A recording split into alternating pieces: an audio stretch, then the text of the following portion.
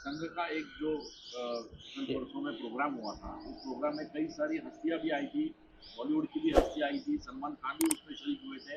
लेकिन यहाँ के जो नेता है मनसे के राज ठाकरे, उन्होंने उस पर आपत्ति जताई है। उनका कहना है कि संघ के प्रोग्राम के लिए नहीं आए थे, ये नरेंद्र मोदी जी के डर की वजह से ये लोग अभी संघ से जुड़ रहे हैं।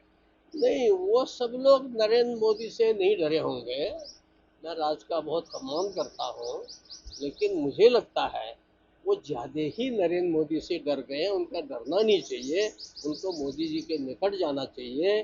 और मोदी जी के लिए सारी प्रजा बराबर है, जैसे राम जी के लिए सब बराबर थे, ऐसे उनके लिए भी सब बराबर है। मुंबई में मेरे छोटे भाई हैं और अच्छे भारत नेता है। मैं उनसे कहूँगा कि नरेंद्र मोदी से डरो मत। और महाराष्ट्र में हो, छत्रपति शिवाजी महाराज के उसके कर्मभूमि में हो, तो उससे डरने की कोई आवश्यकता नहीं। डरना हो तो गलत काम से करो। रावसाहेब, भीतीचा उल्लेख केला तर काल कोश्यारीने असं म्हटलं आहे की राज ठाकरे बहुधा जास्त मोदींना अरे त्याला नीट धोतर नेसता येत नाही रे, तो काय आम्हाला अक्कल शिकवतो?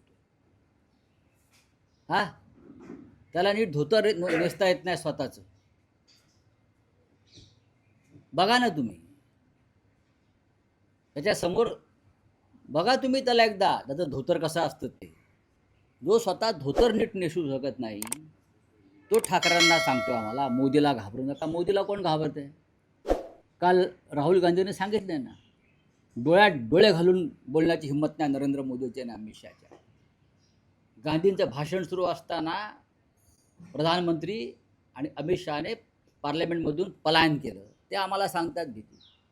हातामध्ये तुमच्या सत्ता आणि एजन्सीज म्हणून तुम्ही आम्हाला सांगता काय धोतर नेसायला शिका नीट. आणि मग इथे महाराष्ट्रातून आम्हाला अक्कल शिक. एक नंबरचा लफंगा माणूस आहे तो. बोला हे घ्यायचं, लफंगा काढायचा नाही.